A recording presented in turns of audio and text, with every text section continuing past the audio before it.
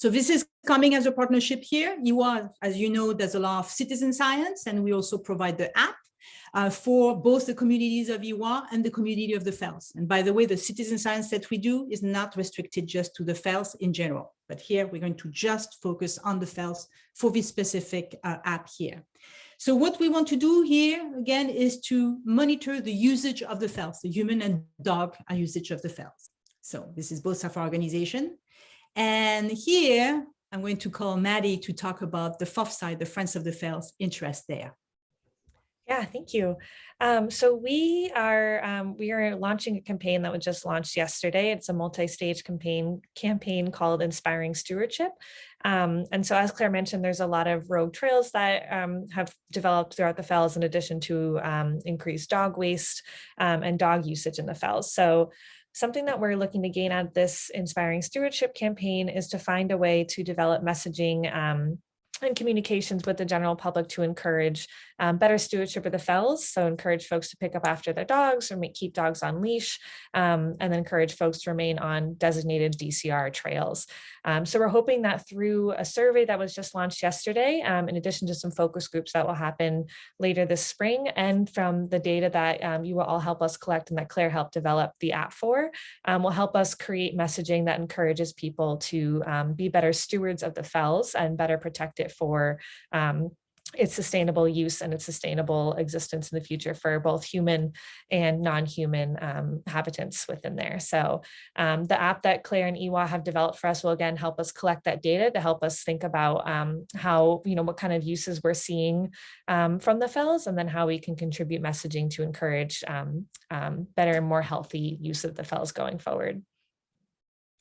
Yes, great. Thank you, Maddie. So yes, so that's on the FOF side. So we designed it so that it really achieves several purposes. On the EWA side, what we're interested in is to also use the same app, the same way of collecting, in order to measure the impact on the different fauna and flora of the fells and throughout the time as well. Actually, I want to show you a little bit of an example of data usage. I'm a data person, by the way. And usually when we design something, a citizen science project, we like that the data serves multiple purposes, so that it serves really our own interests, the interest of our partners, such as the Friends of the Fells, and for other surveys as well, that it serves the other stakeholders, such as the Department of Conservation and Recreation, that it can have usage in the larger scientific community, statewide, sometimes national-wide, only for other survey, not necessarily this one. So really, we look at having something that is open kind of data, so that it can really help different kind of stakeholders, right? So for us, it's to measure impact of fauna and flora for our habitat fragmentation study. And I just want to show you a little bit of a usage of the data, just to give you a sense of how we will use your data by showing you existing layers, not of that survey, but of other survey. You're going to see something that is still not public. We're working on this aggregated map. So we are data people as well. We gather layers, and here what you see is all the work that we have done to the fells, both in the data, gathering data from outside outlet, I'm going to say, or platform, as well as our own data in the field. So for example, here, if you look a little bit here, no, not this one, this one. It's just, we pull some data from external platform to see a little bit where people like to be. So these are, for example, this kind of layers there, right? And this is layers about, the vernal pool, just to know where they are located, as well as what are their status. We survey some of these vernal pool and document them, right?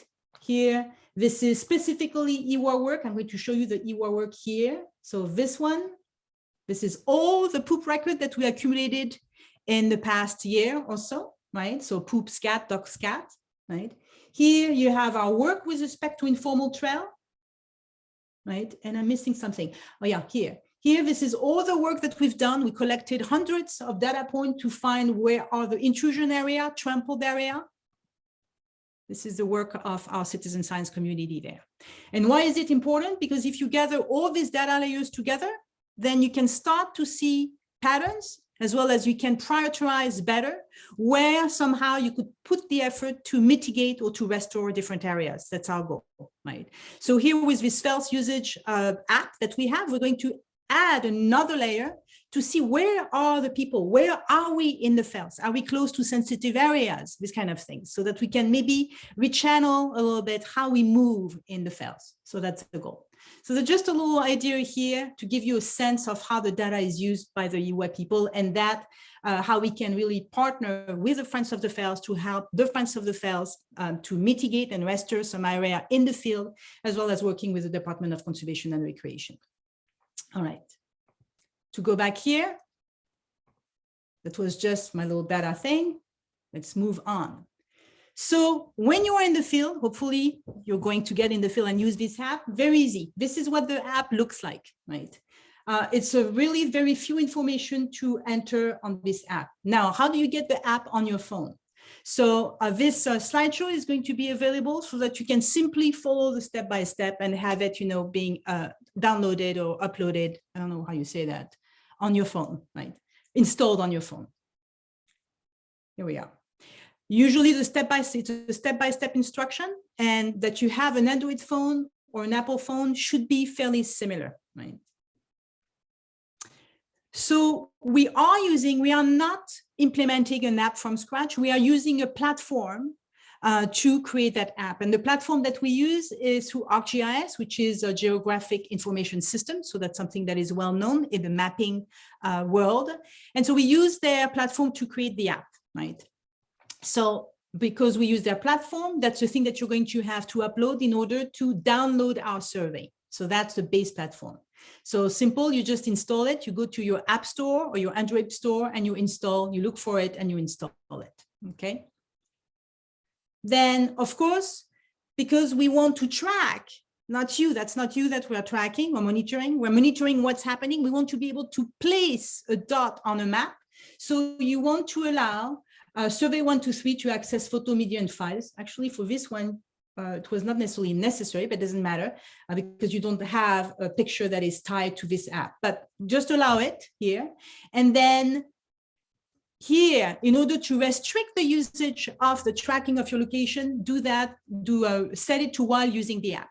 Don't do it, only this time, because otherwise you're going to have it right for the first time, and the next time that you open your app, then we are not going to be able to track it. So if you don't place yourself on a map, which is a very cumbersome type of step, because there is a map, it's better just to have you being tracked, automatically. And just when the app is open, it's going to track this data point.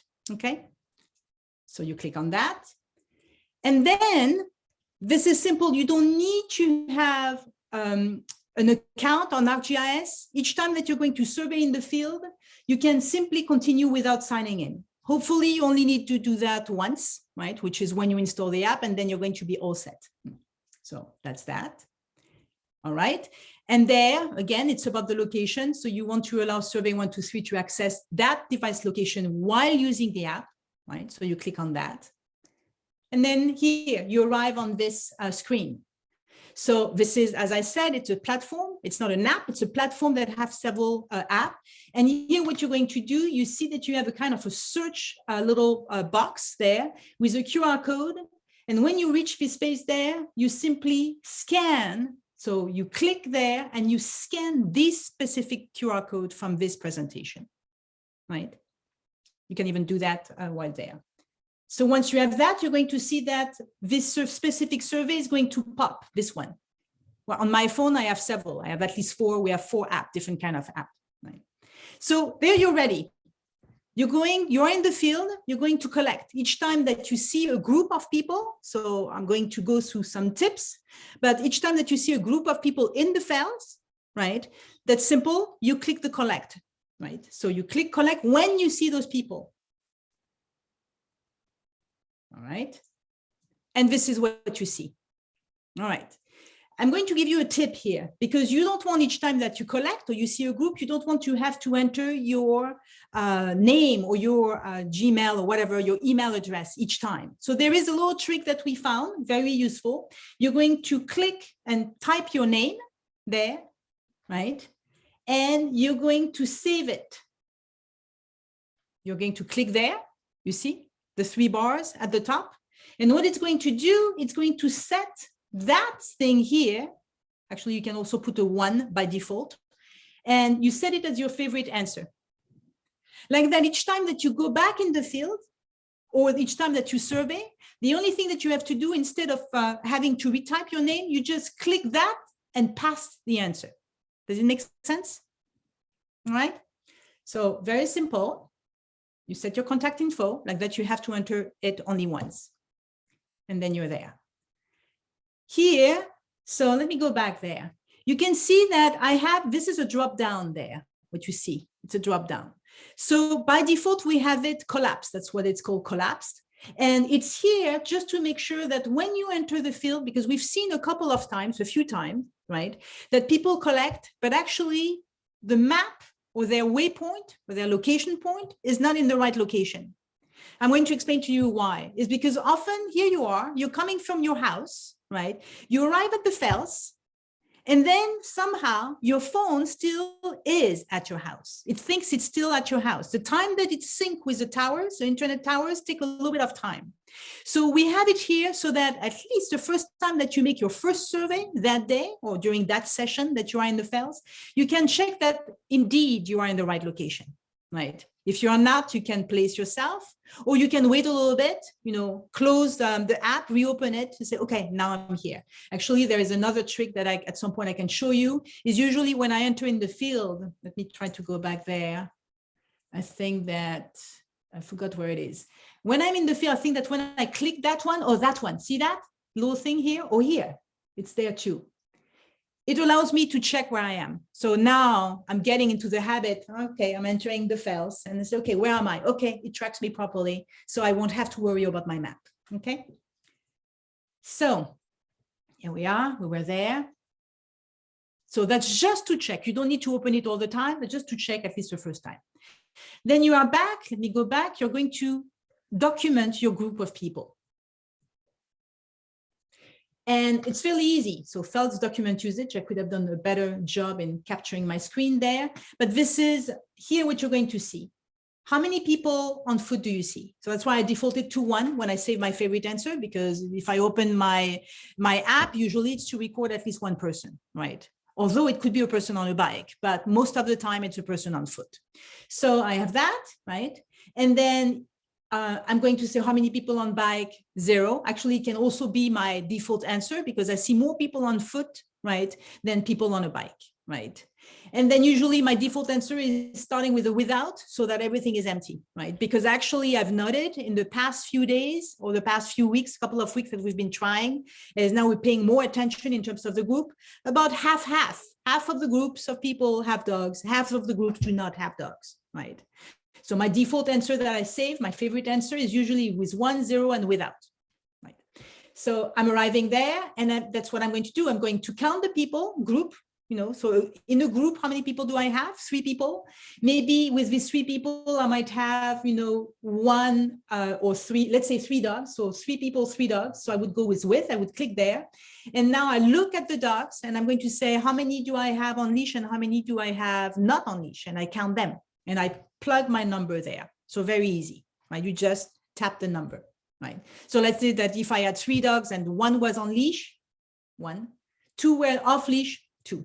That's it. So with, 1, 2, and then done.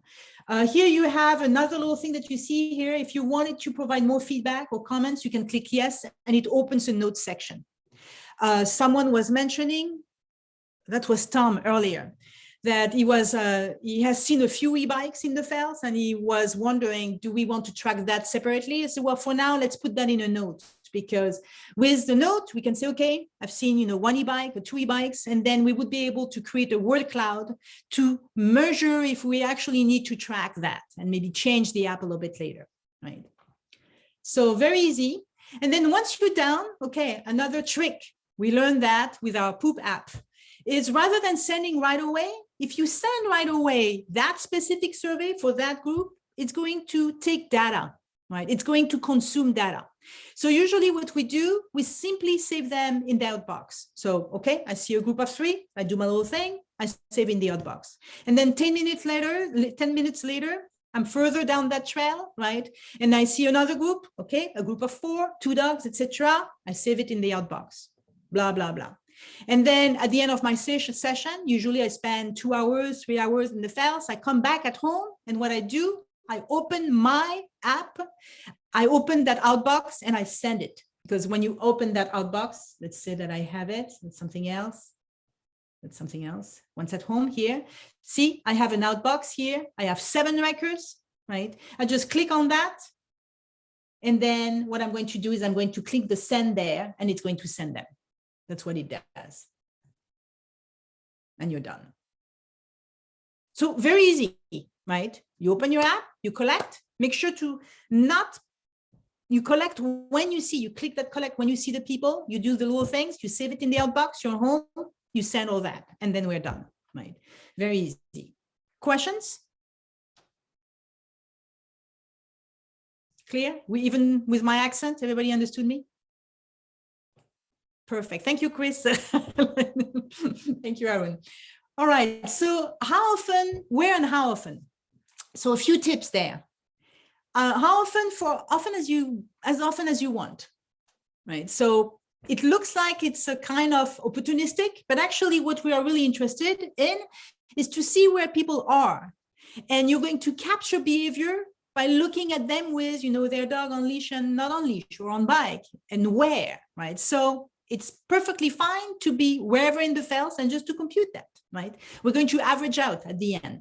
So as often as you want, the more data, the better, because this kind of statistics works well when you have volume of data, right? So right now we're a low crowd. We have EWA people also doing that, but at some point we would like to have more FOF people coming into the picture. The more data, the better, because the more refined the data is going to be, right? To draw inferences there. So where in the files, and actually this is important because Esri or ArcGIS, the platform itself, has good things and stuff that are not great. We've done research about what we can use. There is no perfect solution, and Esri is a good thing again, but stuff that are super tough. I'm going to show you one thing here very quickly. So I'm going to show you some backend here. Okay, that's all our stuff that we have. 45 records, that's us playing around. I just want to make sure I respect, I don't want the name showing. See that? So we have a very enthusiastic citizen scientist, so who also recorded that. It's cool if we were following things in Mary Cummings, but we are not. And I would love to have the time to look at Mary Cummings as well, but I don't have that time. And the bad thing about this system here is that I cannot even delete them as a bulk, sadly. I cannot believe it. I have to delete this record one at a time. Right? This is so weird from an engineering perspective. Who on earth thought that design, right? But anyway, so the point is we're going to have to educate our citizen scientists just to make sure that we train you well, train all of us well, to make sure that we record here. Why? To spare Claire's time, because right now, that's me who is going to do that work. At some point when we have interns or more people coming on board, or people who wants to play with the data and whom I will trust. I'm sorry for that. I need to have a trust thing going on, because we can mess up with data very easily. Then yeah, but for now, I'm the one going to do this work. So we need to train ourselves to do that just in the files, right? So just wanted to show you that. That's a little back end there. Okay. Someone has asked me, oh yeah, so another tip that we've noted in the 2 weeks that we've been recording, Lisa and some of our EWA friends, is don't do that once when you arrive at the parking lot. Don't do that there. Why? First, because you are not really capturing behavior, by the way. The people have their dog on leash, for instance, right? But it's not because they behave properly. I mean, I'm not saying that in a bad way, or otherwise blame the French. It's not because they behave properly in the files. It's just because they are going to their car, right? And actually, we've noted that, the closer to an entry point, the more dog on leash that we have, but the further from an entry point, the less dog on leash that we have, right? So it's better to be in the files further away from the entry point of a trail, right? So our advice is wait 50 yards or so, and then start recording, because indeed you're going to see different kind of behavior depending on where you are in the trail and how close you are to an entrance, right? The other thing too is when you're in a parking lot and an entrance, you have a lot of groups, so it's hard. It's become cumbersome. So you're not capturing necessarily the best data, and it's hard to do anyway. So just avoid it. Start in the files. So that's our recommendation number one. A question that arose was, if you have two groups, do you have to separate them? Well, sometimes it's just hard. You don't know. It's okay. If you are in the FELS and groups meet, right, you cannot make any assumption. Just capture them as one group. It's perfectly fine, right? And use the notes, you want to provide feedback or notes as you wish to record any additional information, right? So that's totally fine. With this kind of data, just text data, we're going to be able to generate clouds, word clouds anyway, so which can be very interesting there. So that's the recommendation that I have. Lisa, I want to turn to Lisa a little bit to have a little bit of the feedback of Lisa. Do you have other tip, other recommendation? I honestly, it is so simple to use. I don't really, and it's fun. It's, and it's, I try to be discreet. I don't think people mind, but it's not like I, make a big show, and you can be very discreet because people are always on their phone in terms of, making a quick note of how many people you see. But other than that, I don't generally engage the people. I just see them. Sometimes I let them go by and then I do my thing. But no, quite simple to use. Yeah, no, it is. It is. I've developed a way of talking about what I do sometimes because we do a lot of things in the FELS, right? We capture biodiversity, we record insects, etc. And even when I do dog poop, people said, "What are you doing?" I said, "We are recording biopollution." So which is a kind of a neutral term. And then if they want to know more, then we talk about it in a nice way, and that's fine. So here, FELS usage, it's kind of easy, to talk about it. And then you can go a little bit further if people are really curious. So